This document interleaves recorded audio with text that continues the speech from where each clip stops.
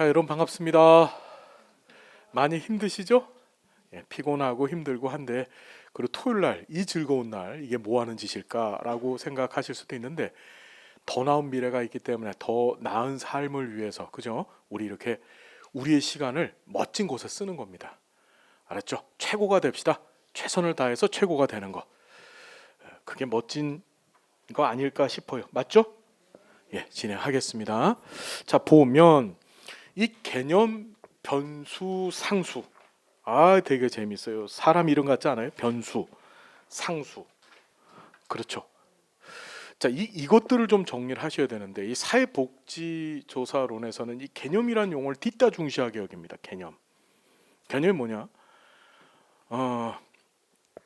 이 개념을 다른 말로 구성체라고도 해요. 구성체. 뭔 체? 구성체.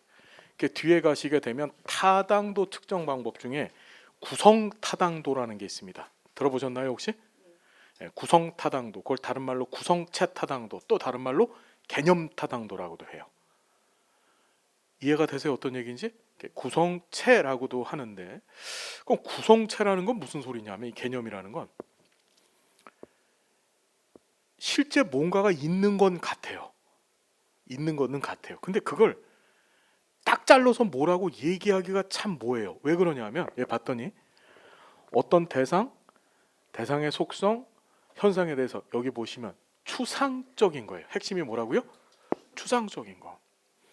어떤 실체가 명확하게 눈에 보이는 게 아니에요. 사람 눈에. 우리 여기 책상 있으면 책상은 눈에 탁 보이죠? 이건 개념이 아니에요. 이건 구성체가 아니에요. 이해됐죠? 뭔가가 있기는 있는 것 같은데 되게 추상적이야. 즉 명확한 실체로 그려낼 수가 없어요. 자, 그래서 거기에 대한 개인이 갖고 있는 이미지나 인식이나 기호나 상징 같은 것들이야. 되게 중요한 게 이건 사람마다 그 개념에 대한 이미지, 인식, 기호, 상징이 다 틀려요. 지금 뭘 얘기할 거냐면 우리가 지금 여기서 개념 변수 상수로 공부하는 건 설문지를 만드는 방법을 공부하려고 이걸 공부하는 거거든요. 그럼 설문지는 사람마다 주어지잖아요. 그럼 주어지면 이 사람들이 어떻게 돼? 받아서 각각 그 개념에 대해서 응답해 주는 게 다 틀려요. 설문지에 대해서. 그죠? 그건 뭐가 틀리기 때문에? 개념이 틀리기 때문에 그래요. 자, 여기 보면 사회과학에서 사용하는 개념들은 사회적 현상들을 뭐한 것이라고 제일 중요한 단어가 추상한 것이다. 제일 많이 쓰는 거. 당신의 성은 뭡니까? 성에 대한 개념. 머릿속에 뭐가 떠오르고 있죠. 그죠? 성 하면 생각나는 게 뭐가 있으세요? 그렇죠. 남녀. 그럼 남자는 뭐고 여자는 뭐예요? 남자. 예를 들어서 세상에 남자가 나 하나밖에 없어요. 그때는 이건 추상적이지 않죠. 그냥 나 하나라고 하는 존재. 이렇게 생긴 게 남자야인데 남자면 머릿속에 떠오르는 여러 가지 이미지들이 있잖아요. 막 우락부락한 거, 밖에서 일하는 거, 집에서 빨래나 하고 뭐 그렇죠. 예. 그렇죠. 예. 요새는 뭐 그런 일 해야 됩니다. 남자분들. 그죠? 예. 또는 매 맞는 그건 아닌가? 예. 그런 것들이 있을 거예요.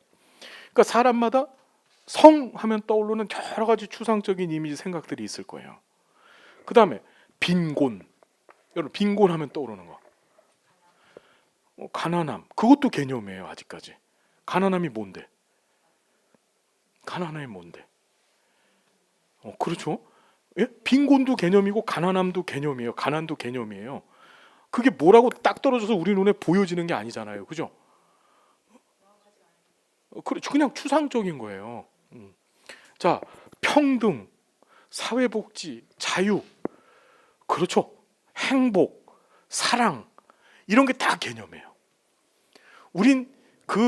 우리가 설문지를 만드는 이유는 그 사람 머릿속에 있는 그 추상적인 개념을 밖으로 끄집어내려고 설문지를 만드는 거예요. 이해되나요? 너는 평등에 대해서 어떻게 생각하니? 그걸 써주잖아. 이해됐죠? 자, 보시면 개념이 뭔지 감 섰죠? 추상적이라고 하는 것이 가장 중요한 키워드다. 여기 보면 다른 말로 구성체라고도 하더라. 자, 핵심은 변수하고 상수입니다. 아까 전에 변수 상수 뭔지 얘기했었습니다. 시험에 나왔던 것이 여기 좀 볼게요. 변수는 조작적 정의 산물이다. 항상 변수하면 뭐가 머릿속에 뭘 예로 갖고 가냐면 자, 성별이 뭡니까? 물었잖아요. 그죠? 이게 변수예요, 변수. 그럼 걸리적거리는 게 벌써 조작적 정의가 뭔지를 모르겠어요. 조작적 정의. 자, 조작적 정의가 뭔지를 잠깐 설명드릴게요. 여기 좀 봅시다. 우리는 아까 전에 개념 얘기했죠? 이 개념을 측정 가능하게 하고 싶어요. 측정 가능하다는 얘기는 무슨 소리냐면 바깥으로 이 머릿속에 있는 개념을 밖으로 끄집어내는 거야. 끄집어내서 눈으로 볼 수 있게, 특히 수량화시킬 수 있게. 측정이라고 하는 얘기는 수량화시킨다는 얘기고, 다시 얘기한다면 무슨 연구가들이 쓰는 용어예요?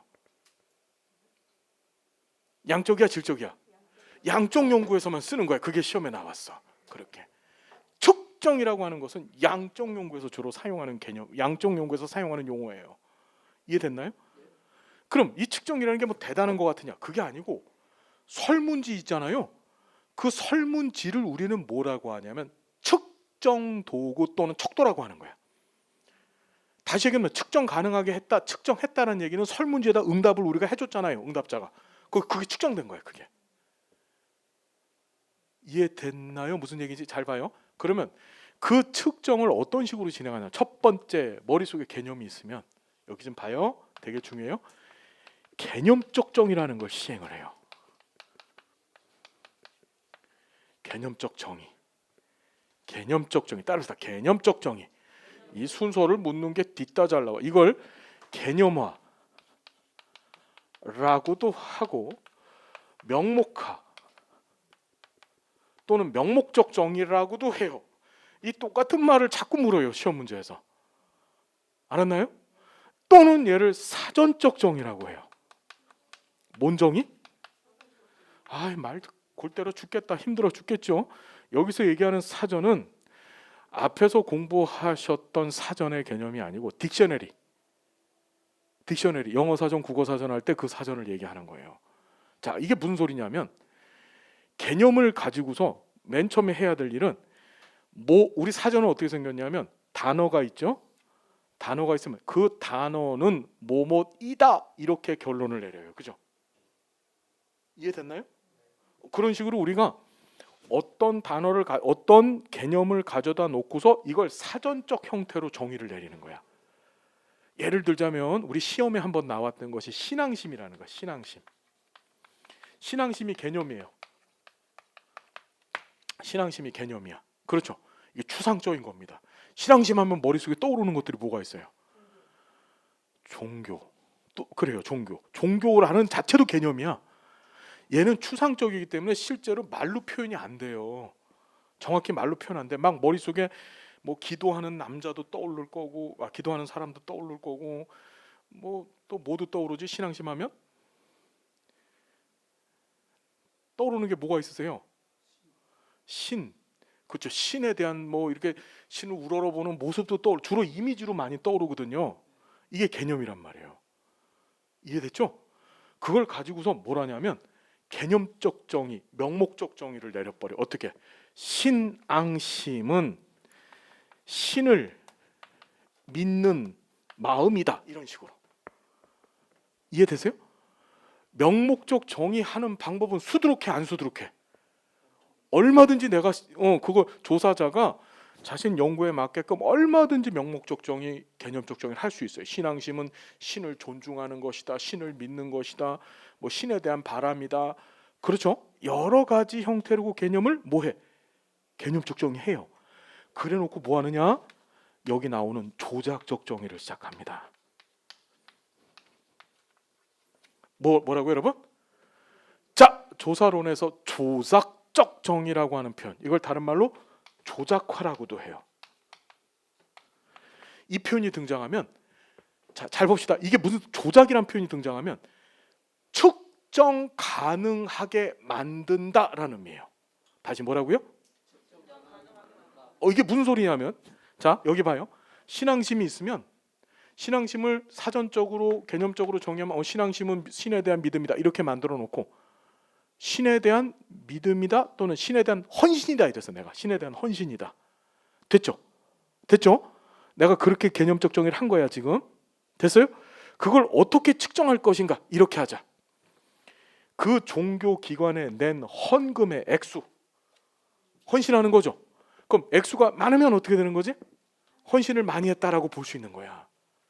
또는 그 종교 기관에 예배에 참여한 횟수 이해됐나요? 예배 참여 횟수가 많을수록 적은 사람보다 헌신하는 정도가 더 많다라고 볼 수 있겠죠. 이게 뭐 된 거야? 그게 조작적 정의 된 거야. 그게 이해돼요? 다시 조작적 정의하면 머릿속에 뭐가 떠올라야 돼요? 측정 가능하게 하는 것이다.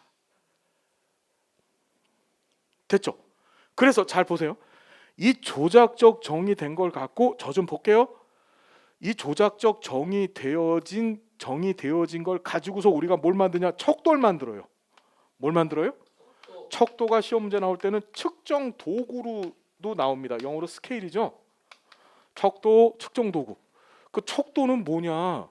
우리 설문지에 있는 문항 하나가 척도예요. 이해됐죠? 그걸 가지고서 뭐하지? 측정을 하는 거예요. 그리고 척도들이 모인 게 설문지가 되는 거예요. 척도들이 모여지면. 이해됐죠? 그 설문지라고 하는 건 결국 척도의 세트예요.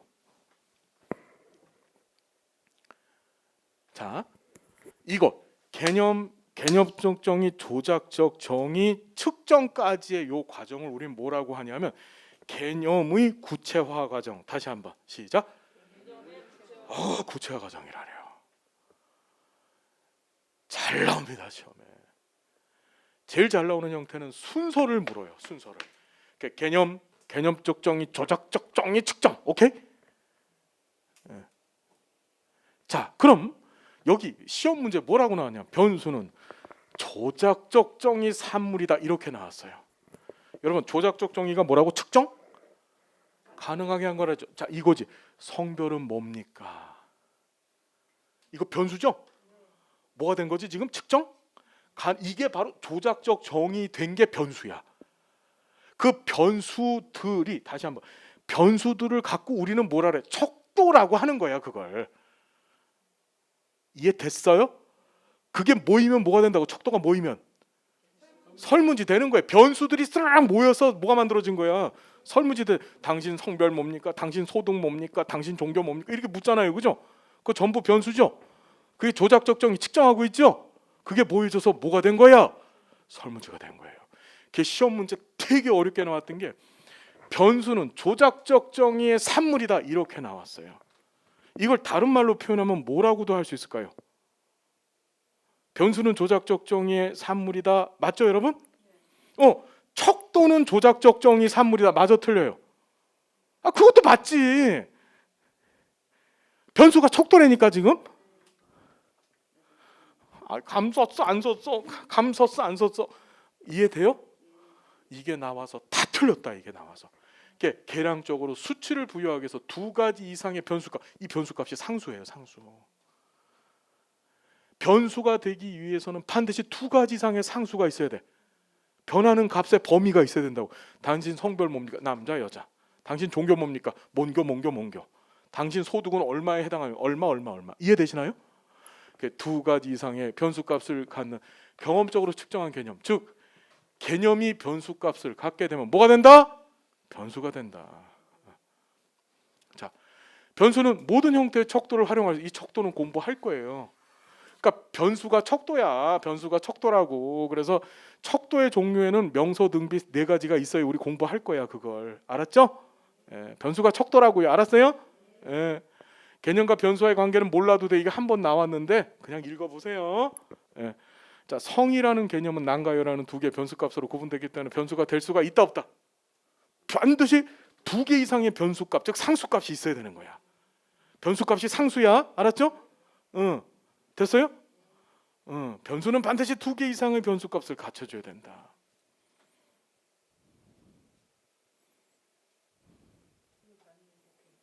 오케이 바리? 자, 시험 문제 봅시다. 변수는 최소한 둘 이상의 변수 값으로 구성된 변량이 있어야 된다. 맞아요, 틀려요? 맞다. 두 개. 모든 변수는 이거 시험에 한번 나왔는데 이건 그냥 읽어보고 가셔. 아주 더러운 문제. 죄송합니다. 더러운 문제예요. 예. 우리 해설집하고 우리 여러분 우리 기출문제집 해설집 여러분 아직 못 받으셨죠? 이제 다다음 주에 나올 건데 대한민국에서 이 책보다 해설이 잘 돼 있는 책 있으면은 갖고 오라고 하십시오. 제가 장담코 말씀드리는데 독학용으로 만들어졌습니다. 지문 하나하나마다 다 해설을 해놨어요. 그거 갖고 공부하시면 됩니다. 자, 보시고 변수는 조작적 정의의 결과물이다. 맞아요, 틀려요? 변수 됐죠? 척도도 조작적 정의의 결과물이요? 맞아요. 이해됐죠? 무슨 얘기인지? 자, 상수는 어떤 상황에서도 변하지 않는 값. 남자, 여자 아까 얘기했잖아요. 그러니까 변수의 변수값은 상수로 구성되어 있다. 성이라는 변수는 남과 여라는 상수로 구성되어 있죠? 이해됐나요? 남자, 여자에서는 더 이상 쪼갤 수가 없는 거예요. 남자, 여자에서는 더 이상 쪼갤 수가 없죠? 있나? 없죠. 예. 자, 기능에 따른 변수의 종류 한번 살펴봅시다. 우리 독립변수 아까 전에 뭔지 배웠어요. 핵심은 이거죠. 인간계 모형 내에서 원인이 되어지는 변수. 오케이? 자, 종속 변수는 인간계 모형 내에서 결과가 되는 변수다. 됐습니까, 여러분? 됐고. 자, 여기 좀 볼게요. 다른 변수에 의존하지만 다른 변수에 영향을 미칠 수 없는 변수를 종속 변수라고 한다. 맞아요, 틀려요? 이게 맞는 겁니다. 누구한테 종속돼 있는 거예요? 독립변수한테 종속돼 있는 거예요. 이해됐죠? 영향을 받지만 영향을 미치지는 못하는 거예요. 자, 이제 매개변수 얘기인데 매개변수도 시험에 아주 잘 등장하죠. 얘는 독립변수와 종속변수의 중간에 놓여 두 변수 사이를 연계하는 변수다. 꼬라지가 이렇게 생겼습니다. 자, 독립변수를 x라고 놓고 종속변수를 y라고 놓으면 가운데 이렇게 쏙 들어가요. 매개 중간에 낀 거야. 이해됐죠? 그럼 이 매개변수는 어떻게 하냐면 여기 좀 볼게요. 이 독립변수 입장에서 보면 얘가 이 매개변수가 종속변수가 되고 시간적 우선성, 공별성, 통제성까지 무슨 말인지 되세요? 시간적으로도 얘가 앞서고 있고 얘가 변하면 얘도 같이 변화되잖아요. 통제돼 있다고 보는 거야, 모형 내에서. 그 다음에 얘가 뭐가 되는 거야? 이 기존의 종속변수는 매개변수 입장에서 보면 종속변수가 되면서 매개변수는 이 종속변수의 무슨 변수? 동식변수가 되는 거예요. 이걸 무슨 변수? 매개변수라고 하더라. 여기 봤더니 자, 독립변수와 종속변수의 중간에 놓여 두 변수를 연계하는 변수. 이때 독립변수의 효과가 매개변수를 거쳐서 종속변수에 가는 거예요. 이케이. 자, 그래서 따라서 매개변수는 독립변수의 결과인 동시에 종속변수 원인. 독립변수의 매개변수가 독립변수의 결과고 동시에 얘에 있어서는 원인 되어지는 거죠. Understand? 오케이. 자, 구조가 독립변수, 매개변수, 종속변수인데 시험 문제 볼게요. 자, 매개변수는 독립변수와 종속변수에게 영향을 미친다. 맞을까 틀릴까요? 매개변수는 누구한테만 영향을 미치고 있어? 그렇지. 종속변수한테는 영향을 미치고 독립변수한테는 영향을 받고 있는 거죠. 아까 전에 미리 배웠지만 독립변수, 종속변수 둘 다 영향 미치는 변수가 누구였었어? 그렇지. 예, 그게 시험에 나왔다. 이해됐죠? 할 수 있겠어요? 자, 그 다음에 독립변수의 결과인 동시에 종속변수의 원인이 되는 변수를 매개변수라고 한다. 이렇게도 나왔다. 할 수 있겠죠? 별거 아니지. 요거만 머릿속에 기억하면 되겠죠. 구조만. 오케이. 분위기 좋습니다. 예. 학교에서 이랬으면 학점을 전부 F를 주는 건데. 자, 그래서 예. 농담입니다. 매개변수가 2개 이상인 연구 모형도 가능하다라는 게 시험 문제 나왔어요. 매개변수가 뒤에 가서 공부하겠지만 얘를 통제변수로 사용을 합니다. 통제변수가 뭔지는 말씀드릴게요. 뒤에 가서. 그래서 의도적으로 모형을 설계할 때 매개변수 집어넣어요. 집어넣었다 얘를 쓱 하고 빼는데도 불구하고 인과관계가 남아있어요. 그러있으면 내가 설정해놨던 독립변수와 종속변수 간에 그 기능이 확실하군. 이걸 감별해내는 걸 통제 변수라고 하는데 그 통제 변수 안에 의도적으로 매개 변수를 집어넣더라. 그건 뒤에 가서 다시 한번 볼 겁니다. 모든 측정 사용될 수 있다. 자, 여기 볼게요. 이게 시험에 나왔던 지문이에요. 노인의 사회 참여가 높을수록 자아 존중감 향상되고 자아 존중감의 향상으로 생활 만족도 높아진다. 꼴이 이렇게 생겼죠. 노인의 사회 참여, 자아 존중감, 생활 만족도. 그러면 노인의 사회 참여는 무슨 변수? 독립 변수고. 자아 존중감이 매개 변수가 돼서 독립 변수의 결과가 되어지고 종속 변수의 원인이 되어지는 꼴이 되는 거죠. 그래서 시험에 나올 때 요 지문을 주어지고 여기서 매개 변수가 뭐냐, 독립 변수가 뭐냐, 종속 변수가 뭐냐를 찾는 문제가 등장했다. 할 수 있겠어요, 없겠어요? 할 수 있다. 어렵지 않죠? 자, 이제 조절 변수입니다. 우리 시험에 한 18회 정도까지는 압도적으로 다른 문제는 나오지도 않고 조절 변수만 나왔었어요. 그래서 어떤 얘기를 했냐면 그냥 시험 문제에 응답 범주에 조절 변수 있으면 그거 찍으세요라고 얘기를 했었었는데 이제 19, 20회 때 그 판도가 바뀌었어요. 무슨 얘기인지 알겠죠? 자, 조절 변수는 뭐냐? 우리 옛날에 텔레비전들은 지금도 그렇지 리모컨 갖고서 소리를 늘리고 줄이고 하죠. 그게 조절이야. 조절이야. 볼륨을 늘었다 줄였다는 게 조절이에요. 그럼 이게 뭐냐? 여기 볼게요. 독립 변수가 종속 변수에 미치는 효과에 자 동그라미 강도를 조절한다. 뭘 조절한다? 강도를 조절한다. 강도. 다른 거 조절하는 게 아니고 독립 변수가 종속 변수에 미치는 효과의 강도를 조절해. 늘었다 줄였다 하는 거예요. 그게 뭐냐? 자 중간에 조절의 변수에 따라 독립 변수와 종속 변수의 관계 정도가 달라지는데 조절 변수가 존재할 때만 독립 변수와 종속 변수 간의 이론적 관계가 성립하지만 독립 변수와 조절 변수 간의 인과관계가 있을 필요는 없다. 뭔 소리냐면 인과관계 독립 변수 조절 변수가 매개 변수처럼 원인이 되어질 필요는 없다라고 하는 거야. 종속 변수에 있어서.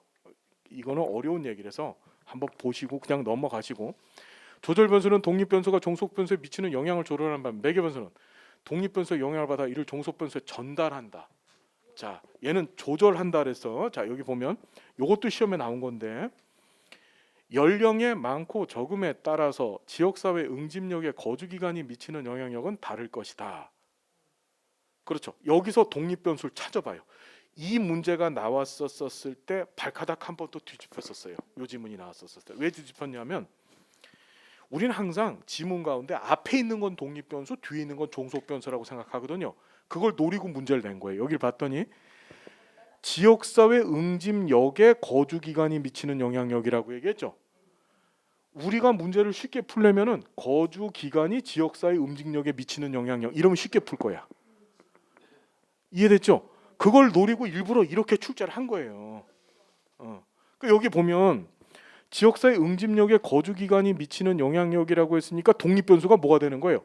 거주기간, 주어가 독립변수가 되는 거고 지역사회 응집력이 종속변수가 되는 거죠.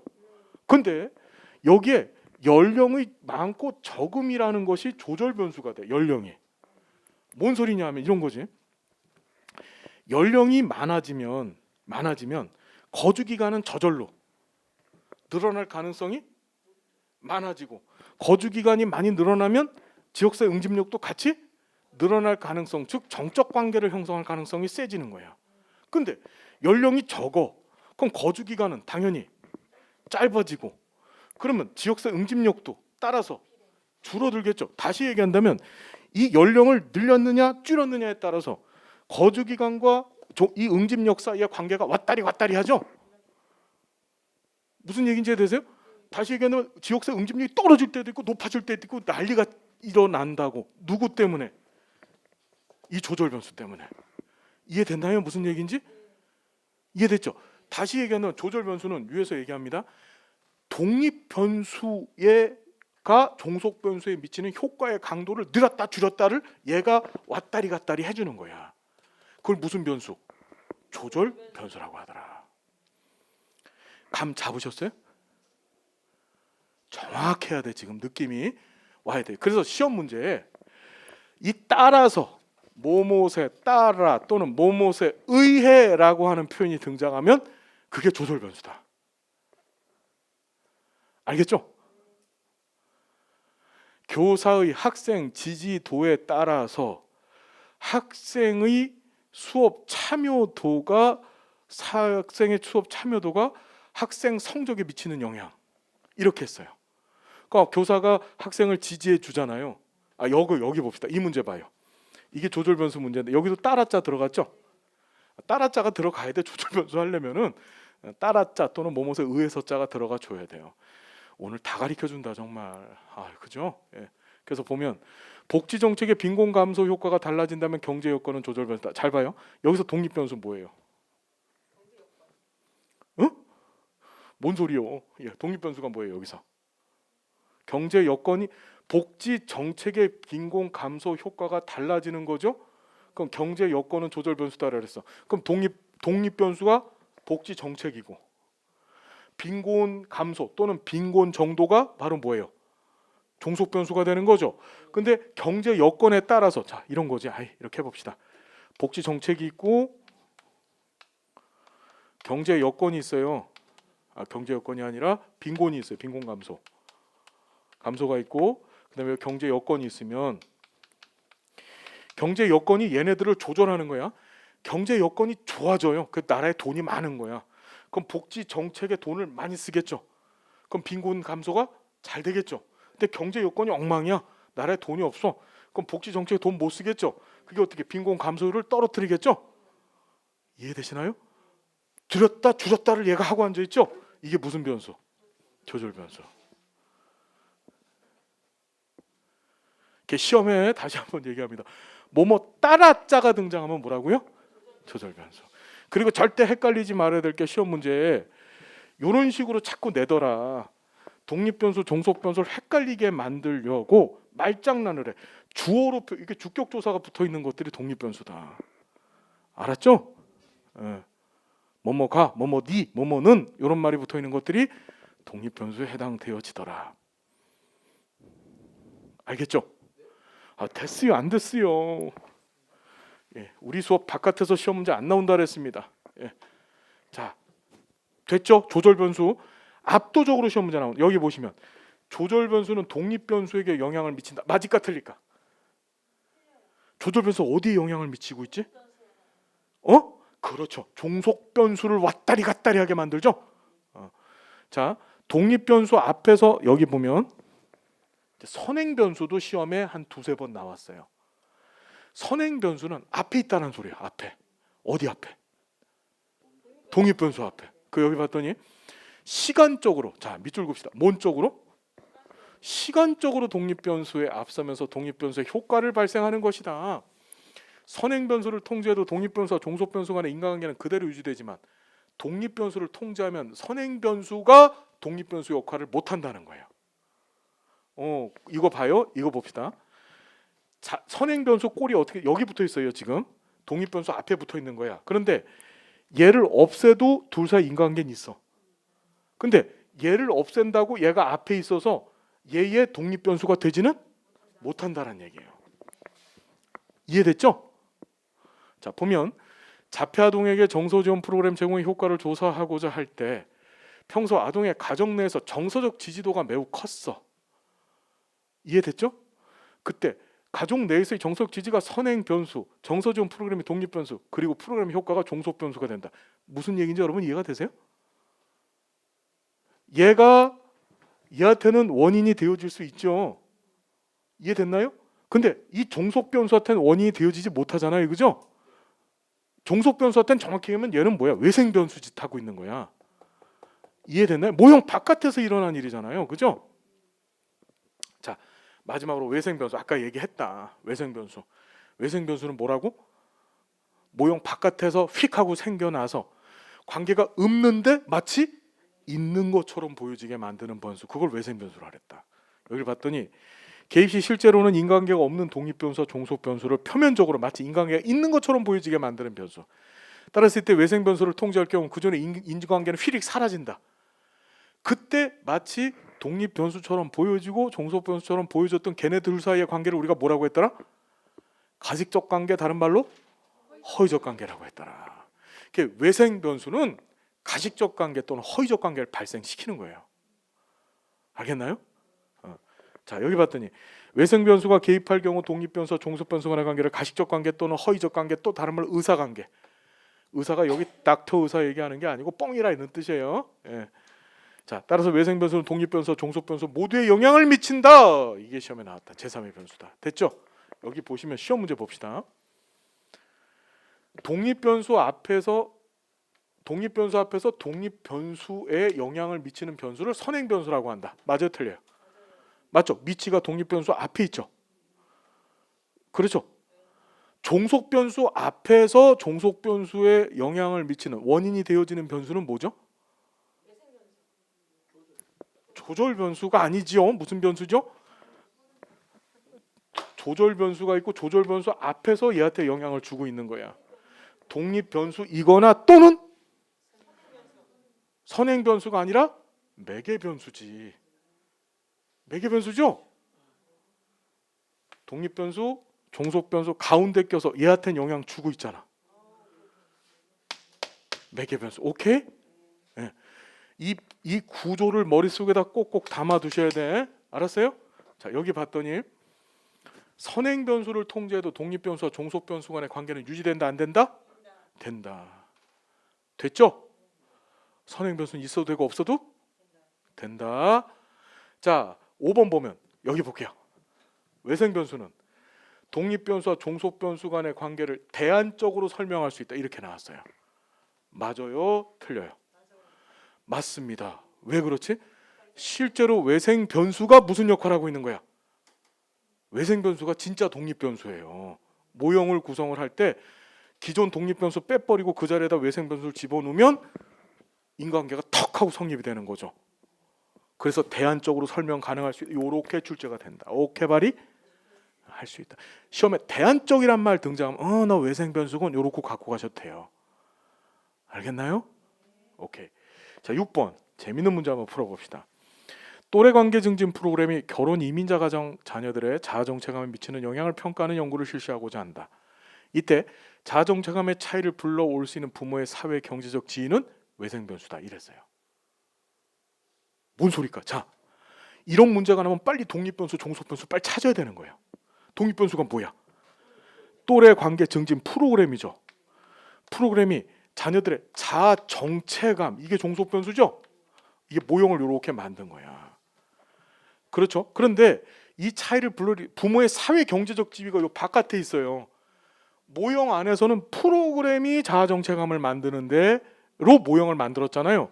근데 바깥에 있는 사회 정체감이 사회 경제적 지위가 어디에 영향 주고 있어? 자아 정체감에 영향을 주고 있죠. 이해되시나요? 그러니 얘는 뭐가 되는 거야? 외생 변수가 되는 거예요. 외생 변수가. 그때 이 자아 정체감은 뭐라 그랬지? 내생 변수라 그랬죠? 내생 변수. 외생 변수에 의해서 만들어진 종속 변수를 우린 뭐라고 하더라? 내생 변수라고 하더라.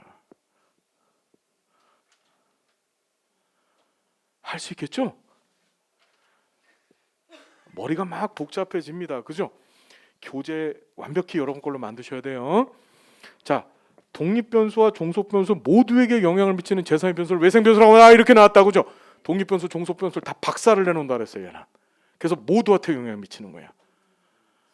종속 변수한테만 영향을 미치는 제3의 변수는 영향을 미치는 그게 매개 변수. 언더스탠드? 예, 오케이 바리. 자, 넘어갑니다.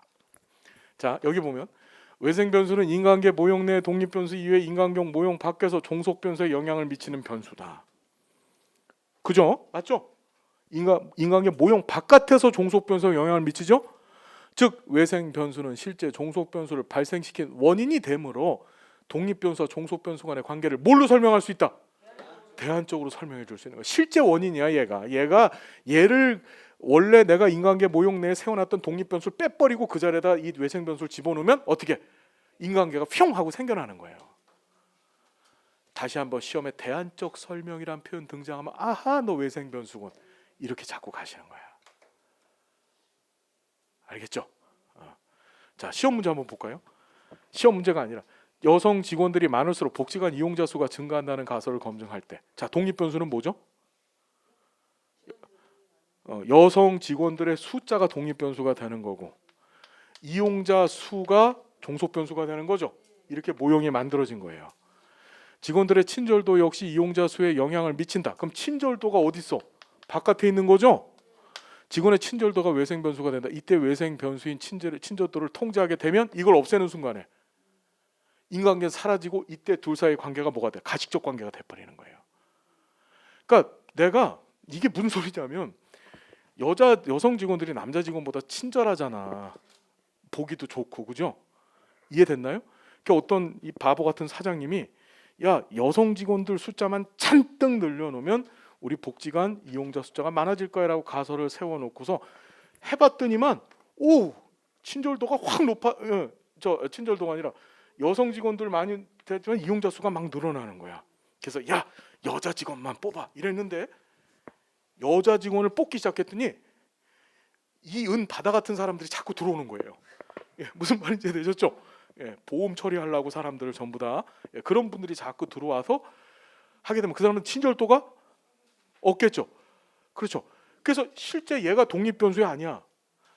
실제 독립 변수는 얘야. 친절도가 남자 직원을 뽑건 여자 직원을 뽑건 상관없이 직원이 친절하면 숫자가 늘어나는 거라고. 그죠? 이게 외생 변수다. 그러니까 이 둘의 인간관계는 있어요, 없어요? 얘하고 얘 사이의 인간관계는 없는 거죠. 그때 이가 외생 변수라는 거예요. 외생 변수 확실히 감 잡으셨죠? 자, 내생 변수가 18회 때 나왔어요. 이거 나와가지고 처음 들어보는 건데 막 난리 부르스를 쳤어요. 외생 변수는 자 봐요. 인간관계 모형 밖에서 외생 변수에 의해서 발생한 결과 변수다. 어려운 얘기 아니죠? 여기 시험 문제 나왔던 게 가정폭력이 피해 여성의 우울증에 미치는 영향은 여성이 맺고 있는 사회적 네트워크의 수준에 따라 달라진다. 자, 한번 봐봐. 이 문제를 가만히 풀어보면요. 독립 변수 뭐죠? 가정폭력. 종속 변수는 여성의 우울증이에요. 자, 그런데 사회적 네트워크 수준에 따라 달라진다 해서 따라자 붙었어. 그럼 이게 뭐예요? 사회적 네트워크가. 이게 조절 변수예요. 사회적 네트워크가 조절 변수예요. 됐죠? 됐죠? 그러면 이때 내생 변수는 우울증이다. 자, 지금 이렇게 모형이 만들어진 거야. 모형이 만들어졌는데 자, 이 문제를 잘 보셔야 되는데 여성의 우울증을 발생시키는 원인이 가정폭력만 있는 게 아니죠. 별게 다 있어. 무슨 실직도 있을 거고 아이들 공부 안 하는 것 때문에도 우울증이 발생할 수 있는 거야. 그런 외생 변수들이 항상 있다고. 그것에 의해서 발생한 우울증은 뭐가 되는 거예요? 그건 내생 변수가 되는 거예요. 그때는. 여기 가정폭력이라고 하는 모형과 관련되어서 발생한 여성의 우울증은 종속 변수가 되는 거고. 근데 바깥에서 발생한 다른 요인들에 의해서 발생한 여성의 우울증은 뭐가 되는 거예요? 이거는 내생 변수가 되는 거예요. 결과 외생 변수에 의해서 발생되어진 종속 변수를 우리가 결과 변수를 내생 변수라고 하더라. 시험 문제 이렇게 나왔었어요. 여기 보면 18회 때나 가정폭력이 피해 여성의 우울증에 미치는 영향은 여성이 맺고 있는 사회적 네트워크 수준에 따라 달라진다는 연구 결과가 발표되었다. 이 연구에서 내생 변수는 우울증이다. 그죠? 우울증은 내생 변수이면서 또 모형 내에서 본다면 뭐죠? 종속 변수죠. 이해되셨죠? 어렵지 않다. 알겠습니까? 외생 변수를 100% 통제할 수 있을까 없을까? 그런 게 어딨어. 외생 변수를 100% 통제한다는 얘기는 이 원인이 이 결과를 100% 만든다는 건데 그런 건 있다 없다? 없다. 우리 보통 확률적으로 50%, 60%, 70%, 80% 용어를 쓰죠. 80%면 어마어마한 확률이에요. 어마어마한 확률. 정리되셨습니까, 여러분? 내생 변수까지 뭔지 알았어요. 이제 억압 변수입니다. 억압 변수. 억압 변수는 외생 변수의 반대예요. 다시 뭐라고요? 잘 봐요. 여기 볼게요. 외생 변수는 자 여기 보면 독립 변수하고 종속 변수 관계가 원래는 없어. 외생 변수는 없는데 바깥에서 들어온 얘가 관계가 있는 것처럼 보여지게 만들었죠. 근데 억압 변수는 거꾸로야. 실제 관계가 있어. 있는데 바깥에서 뭔가 들어온 게 둘 사이 관계가 없는 것처럼 보여지게 만들어요. 외생변수의 반대야.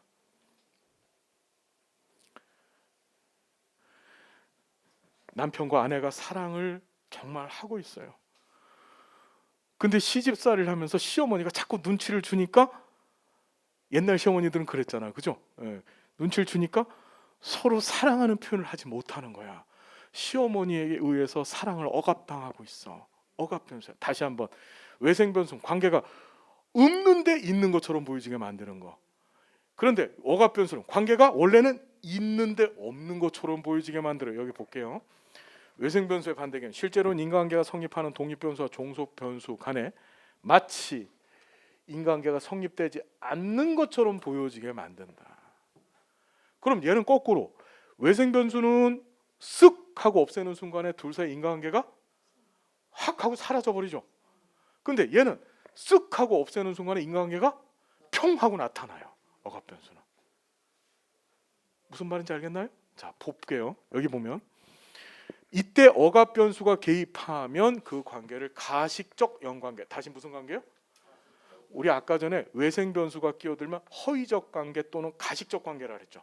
자, 저 잠깐 볼게요. 여기 잠깐 보겠습니다. 통계학에서 영이라고 하는 표현은 nothing, 없다라는 뜻입니다. 아예 존재하지 않는다. 아예 존재하지 않는다. 이 영을 3번 듣습니다. 우리 시험에서 언제 듣냐면 가식적 영관계에서 한 번 듣고, 두 번째는 절대 0점이라는 것이 있고, 세 번째는 영가설이 있습니다. 자, 0을 몇 번 듣는다고요? 3번 들어요. 3번. 통계학에서 사용하는 0이라고 하는 건 없다라는 뜻이에요. 없다. 자, 그럼 가식적 영관계라는 건 뭐야? 가식적이지 않다라는 뜻이에요. 그 다음에 절대 0점이라는 건 아예 존재하지 않는다, 않는 숫자다, 않는 값이다, 이런 뜻이야. 영가설이라는 건 관계, 가설이라는 건 독립변수와 종속변수 간의 관계를 잠정적으로 진술한 건데, 그 독립변수와 종속변수 간의 관계가 없다, 그게 영가설이에요. 자, 0이 들어간 게 몇 번 나온다고요? 3번. 가식적 영관계, 절대 0점, 영가설. 이해되셨어요? 이 0이라는 건 nothing, 없다라는 의미다. 재밌죠? 자, 그러면 얘는 뭐야? 가식적 영관계라는 건 우리 가식적이지 않아, 이런 뜻이죠? 관계가 있다는 뜻이에요. 여기 볼게요.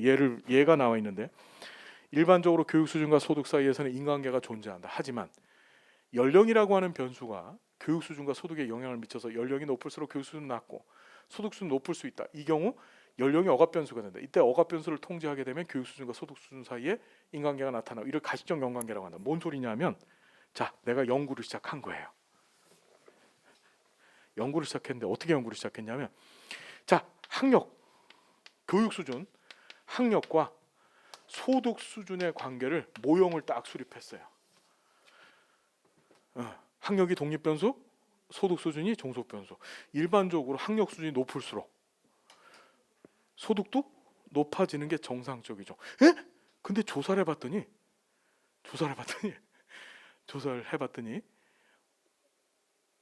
학력 수준이 높음에도 불구하고 소득 수준이 낮은 게 많고, 오히려 학력 수준이 낮을수록 소득 수준이 높더라고요. 그때 뭔 실수를 했냐면, 얘가, 자, 나이, 연구하고자 하는 대상을 성인 남성 20대를 대상으로 연구를 시행을 한 거예요. 20대를 대상으로. 그랬더니 어떤 일이 벌어졌냐 하면, 20대 때 석사, 박사, 대학원 다니는 애들이 있고, 그 다음에 아예 중졸, 고졸 해갖고 그때부터 열심히 현장에서 일한 애들이 있어. 누가 돈 많이 벌을까요? 현장에서 일하는 애들이 더 많이 벌죠. 무슨 말인지 되세요? 다시 얘기한다면, 분명히 둘 사이 인간관계는 있음에도 불구하고 뭐가 꼈어? 연령을 제대로 통제하지 못한 바람에 마치 인간관계가 없는 것처럼 확 나타나는 거예요. 이걸 만일 40대로 연구를 했다, 그럼 확실하게 학력과 소득 수준 사이에 인간관계가 나타나겠죠. 이때 이 연령이라고 하는 게 뭔 변수? 억압 변수가 되는 거고, 이 연령만 이렇게 40대로 통제를 딱 하는 순간에 둘 사이 인관계는 확 나타나고, 이때 둘 사이 관계가 뭐야? 가식적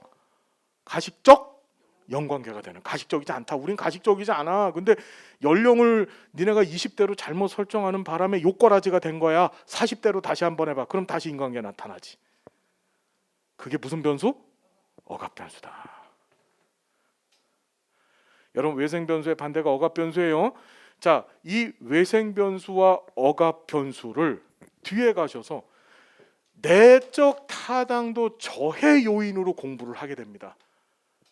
다시, 뭔 저해 요인? 내적 타당도 저해 요인은 무슨 변수?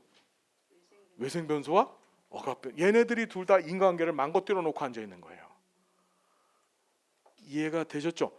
한 놈은 관계가 없는데 있는 것처럼 보여지게 만들고, 한 놈은 관계가 있는데 없는 것처럼 보여지게 만들고 있는 거예요.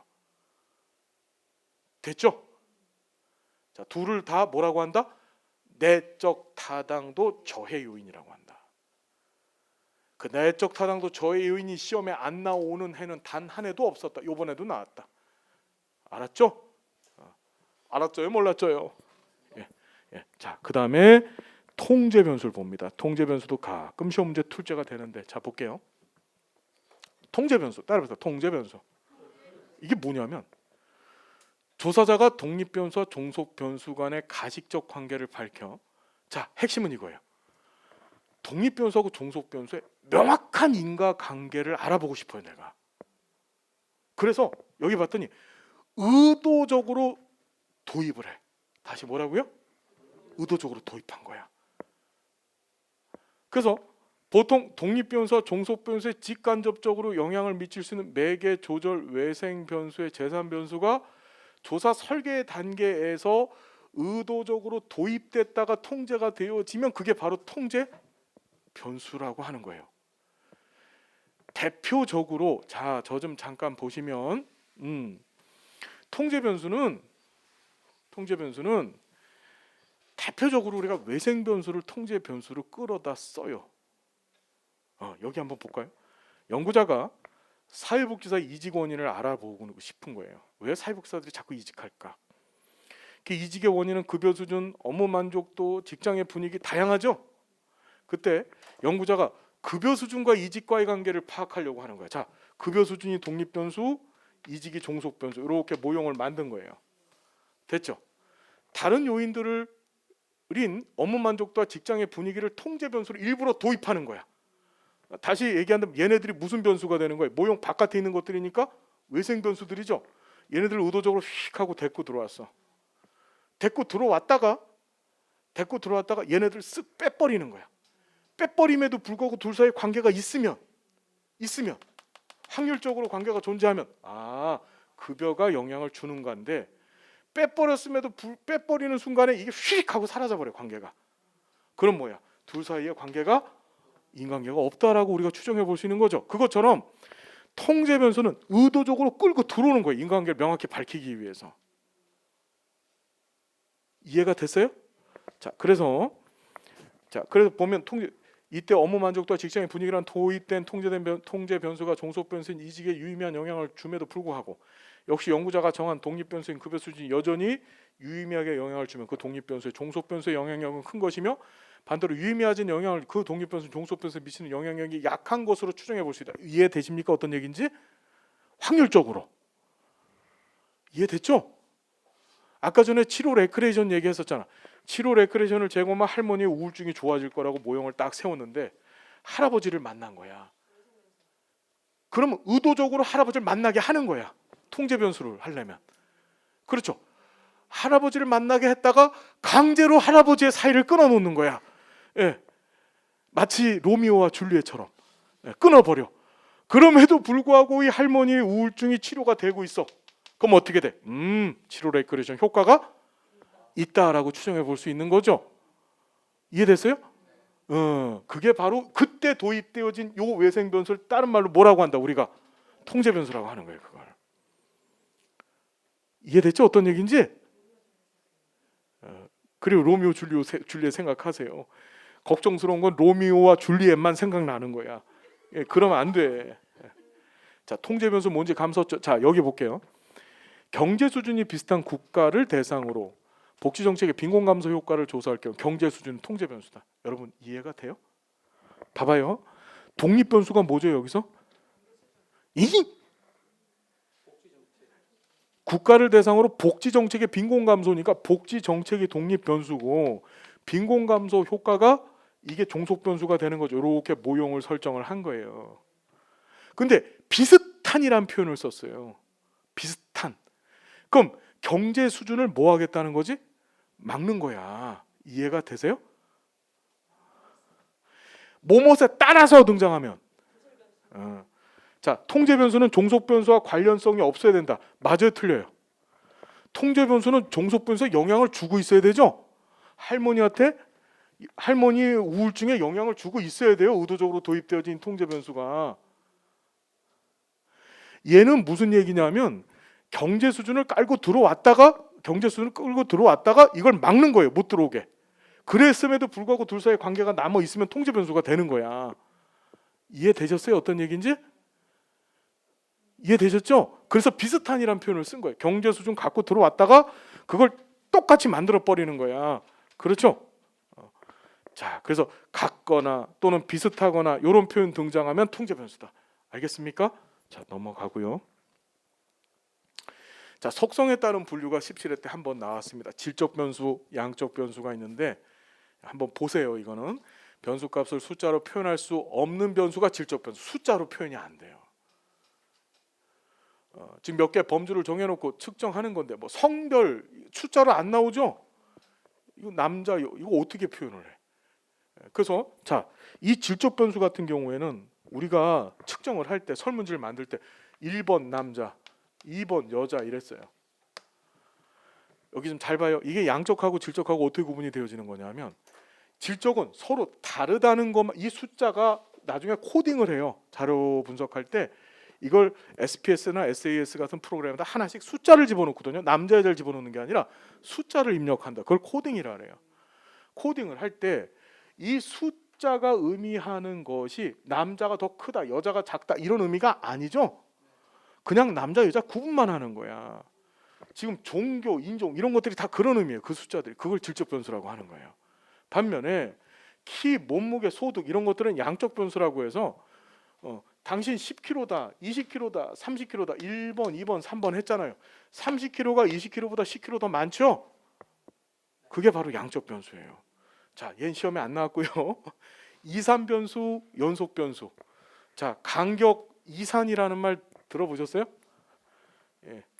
이산, 정조 임금의 호가 아니고요. 이산이라는 말은 우리 숫자 있잖아요. 숫자를 보면 양의 정수, 영음의 정수 이걸 묶어갖고 정수라고 하고 그 정수에다가 정수가 아닌 유리수를 더해서 그걸 유리수라고 하고 그러니까 정수와 정수가 아닌 유리수를 묶어서 유리수라고 하고 유리수에 무리수를 더해서 그걸 실수라고 하죠. 실수라고 하는 것과 유리수의 차이점은 뭐예요? 실수는 틈새가 있어 없어? 틈새가 없죠. 즉 이 안에 어떤 틈도 존재하지 않는 건데 유리수까지는 뭐 하는 거죠? 틈새가 존재하는 거죠. 이산은 흩어져 있다는 뜻이에요. 흩어져 있다. 즉 측정에 있어서 흩어져 있다, 틈새가 있다는 뜻이고 연속은 흩어져 있지 않다는 건데 그냥 딴 거 보지 마시고 요거만 보면 돼. 명목, 서열. 다시 명목, 서열은 이산이다. 이렇게만 기억합시다. 등간 비율은 연속이다. 됐죠? 됐죠? 자, 관측하고 잠재 변수가 한 번 딱 시험 문제 나왔었는데 여기 볼게요. 여기 좀 볼게요. 여러분, 관측 변수는 직접적으로 관찰 또는 측정이 가능한 변수. 주로 행동들이죠. 보여지는 행동들. 그걸 관측 변수라 그래요. 여기 봤더니 자원봉사 활동을 한 횟수, 기부한 금품의 액수, 이거 눈으로 확 보여지죠. 이걸 관측 변수라고 하고 아까 전에 우리가 개념 얘기하면서 개념을 구성체라 그랬었어. 그죠? 그래서 이건 잠재 변수라고 합니다. 직접적 관찰 또는 측정되지 않아요. 그래서 보시고 추상적 개념 따라서 관측 변수에서 간접적으로 측정이 되는 거야. 그걸 뭐라고? 잠재 변수라래요. 봤더니 이타심이라고 하는 잠재 변수는 자원봉사 활동을 한 횟수로 측정하는 거야. 그죠? 횟수가 많으면 이타심이 개념이죠. 개념, 구성체. 이해됐나요? 그걸 하기 위해서 조작적 정의하는 거야. 이렇게. 다시 얘기한다면 잠재 변수는 조작적 정의를 통해서 측정하는 거예요. 알겠어요? 무슨 얘기인지? 이타심이라는 걸 도대체 어떻게 측정할 거야? 그럼 얘가 자원봉사 활동을 한 거를 하거나 또는 기부금품을 많이 내거나 이런 걸 갖고 측정을 해야 되겠죠. 그걸 잠재 변수라고 하더라. 개념을 측정하는, 개념을 뜻하는 변수다. 그래서 여기 보면 변수란 직접 관찰할 수 있는 것들만 측정한 것이다. 맞아요, 틀려요? 자, 시험 문제에 이렇게 만자 등장하잖아요. 99% 틀린 거예요. 알았죠? 만자 등장하면 틀렸다라고 그냥 보고 가요. 그래서 직접 관찰할 수 있는 것은 무슨 변수? 관측 변수. 됐죠? 근데 그렇지 않고 관찰할 수 없는 구성체 또는 개념을 측정할 수도 있죠. 그게 잠재 변수라 그랬죠. 이해가 되십니까, 여러분? 예, 그렇게 시험 문제죠. 변수는 연속형 또는 비연속형으로 측정될 수 있다. 그게 2, 3변수, 연속 변수 얘기하는 거죠. 연속적으로 측정할 수 있는 게 연속 변수. 비연속적으로 측정할 수 있는 것이 2, 3변수. 오케이? 예. 자, 됐다. 변수 안의 관계, 양관계, 우리 자 정관계, 부관계 아까 했다, 그죠? 했다. 양상, 그죠? 근데 여기 보면 크기가 있어. 완전관계, 연관계. 자, 완전관계는 독립변수의 값이 완전하게 종속변수의 값을 결정하는 경우다. 즉 무슨 소리지? 치료 레크레이션 제공을 하면 100% 할머니 우울증이 좋아지는 거야. 그걸 무슨 관계? 완전관계. 연관계는 변수들 간의 인관계가 전혀 존재하지 않는 거야. 치료 레크레이션을 제공했음에도 불구하고 할머니 우울증은 전혀 좋아지지 않았어. 인관계 성립이 아예 안 되는 걸 얘기하는 거죠. 근데 봤더니 여기 봐요. 확률적으로 대부분의 조사들은 완전관계와 연관계 사이에 존재하는 겁니다. 100%란 개념이 없어요. 완전관계, 연관계 뭔지 아시겠죠? 예, 정리되셨어요? 다 시험에 나온 것들. 제대로 공부하고 갑시다. 알았죠? 조사론이 어렵다고 하는 이유는 상식적 접근이 안 돼서 그래요. 실천론이 쉬운 이유는 상식적 접근이 돼서 그래요. 아시겠나요? 그럼 상식적 접근이 안 되는 건 방법 그냥 잘 공부하면 됩니다. 그래서 그것이 나의 상식이 되면 되는 거야. 상식이 별건가요? 커먼 센스. 내가 내 거화 시키면 상식 되는 거예요. 나의 상식. 알았죠? 자, 우리 해낼 수 있습니다. 넘어갑니다. 가설 설정. 이제 가설 나오는데 여기서부터 잠깐 쉬었다가 계속 진행하겠습니다. 여러분 고생 많으셨고요. 다음 시간 또 행복한 모습 만나 뵙겠습니다. 고맙습니다.